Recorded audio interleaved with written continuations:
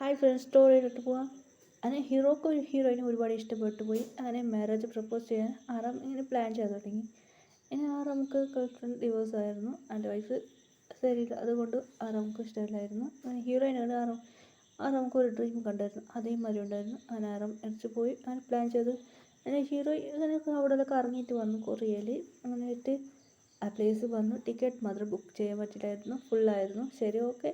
ഈ ചേട്ടന്മാർ ബുക്ക് ചെയ്തില്ലായിരുന്നു. ഹീറോയി സാഡായി. ഹീറോയി ഇന്ത്യയൊക്കെ പോയി. ഇന്ത്യയിൽ പോയിട്ട് ഹീറോ സാഡായിരുന്നു.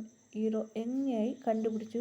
അങ്ങനെ അർജുനെ പിടിച്ച് ആറാമിൻ്റെ ബോഡി ഗാർഡ് വെച്ച് ഇങ്ങനെ പിടിച്ച് ആറാം ചോദിപ്പിച്ചായിരുന്നു. അതുകൊണ്ട് അർജുൻ ഫ്ലാഷ് ബാക്ക് ഓർക്കായിരുന്നു.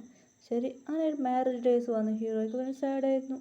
അങ്ങനെ മാരേജ് ഡേയ്സ്, അങ്ങനെ ഹീറോയ്ക്ക് മാരേജ്, അങ്ങനെ മാരേജ് ഇന്ത്യൻ ചേഴ്സ് മാരേജാണ്. ഹീറോയി മണ്ഡപത്തിൽ വന്നിരുന്നു.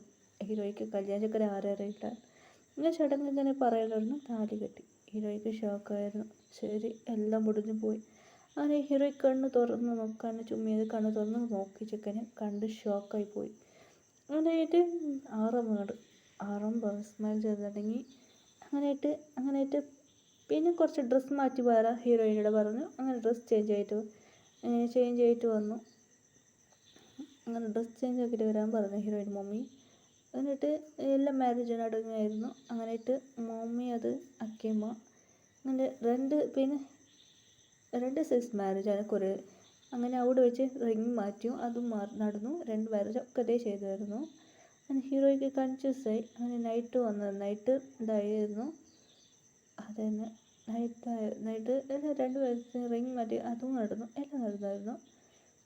അങ്ങനെയായിട്ട് ഹീറോയിൻ പാലെടുത്തുകൊണ്ട് വന്നു. ഹീറോയ്ക്ക് കൺഫ്യൂസ് ആയിരുന്നു. ഹീറോയി വന്ന് എന്താ ഇവിടെ നടക്കുന്നത്, ആറാണ് ചോദിച്ചു. ആറാം പറയായിരുന്നു എന്നെ കണ്ടതിന് ഇഷ്ടപ്പെട്ടു, നടന്ന കാര്യം പറഞ്ഞു. ഹീറോയ്ക്ക് ഷോക്ക്. അപ്പോൾ നിന്നെ കൊണ്ടുപോയി വന്നായിരുന്നു. അതെ, ഓക്കെ. നിങ്ങളായിട്ട് ആറാം പറയാൻ തുടങ്ങി. ഓക്കെ ആണല്ലോ. അങ്ങനെ ആറാം ഫസ്റ്റ് കിസ് അടിക്കുന്നത്. അങ്ങനെ ഫ്രണ്ട് ഡേ എല്ലാം നടക്കാൻ തുടങ്ങി.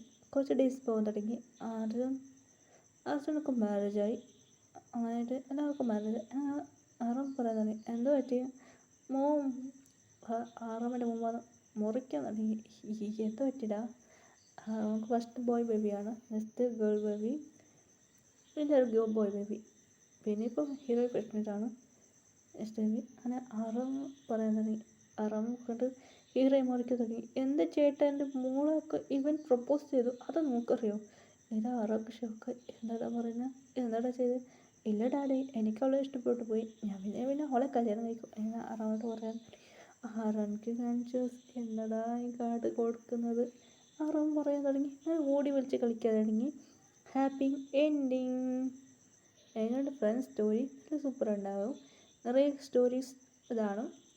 Bye friends.